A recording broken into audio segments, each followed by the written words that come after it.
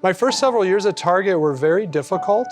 I was climbing the corporate ladder. I really had a lot of, candidly, just some selfish motivations, just trying to get promoted and the fame and fortune, all of that. And my manager, Mark invited me to a Bible study. And I believe for the first time, I transitioned from being just a fan of Jesus to becoming a follower of Jesus. Months into my new and growing relationship with the Lord, I was struggling. I didn't understand how my faith fit in with work.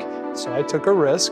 I emailed, maybe 10 people that I thought might be interested and just said, hey, here's what I'm thinking. I'm kind of struggling with this whole deal. I'd love to do a Bible study. Would anybody be interested in being a part of it? So I think about 5 people responded, and so we had this small group that started. And the first couple years was kind of a steady state in that regard. But a couple years later, it was actually through a Grace Church mission trip, I'd say that my prayer life was transformed.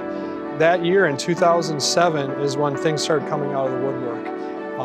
Our Bible study grew so much that twice we had to branch out. So in a year we went from 1 Bible study to 3 Bible studies at the office.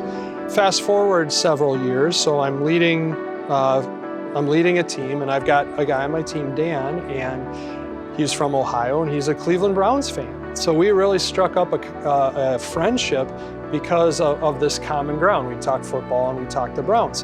One time we went out to happy hour, and he just confided that he was struggling with some anxiety issues. And I was able to share with him how faith had really helped me in my walk with anxiety. And I remember one night I was at home, Dan texted me and said, I prayed to Jesus and told him that I wanted a personal relationship with him. And I come upstairs, show my wife, I'm bawling. And it was just the coolest thing that all started with the Cleveland Browns, of all things.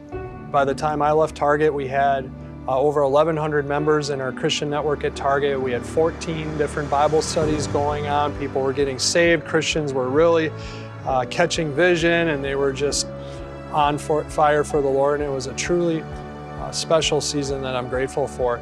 I know there are a lot of people out there like me. They know that they're called to be a witness. They have a heart for their coworkers, but it just feels like it's this big mountain to climb. There's just so many hurdles out there. So I just want to encourage them with a few different things. First of all, just starting with prayer, like really believing this is God's process and He has to be at the center of it. And then just misunderstanding about evangelism. When I hear the word evangelism, it's scary, right? Oh, am I out on the street corner, doing this Bible thumping thing? But no, this prayer, care, share lifestyle. I'm praying for them. I'm looking for opportunities to develop authentic relationships, building trust, helping them in times of need. And then as God opens those doors, Paul modeled in Colossians 4 to pray that God opens the door, and then we proclaim it clearly as we should. So just looking for where God's moving and seizing those moments.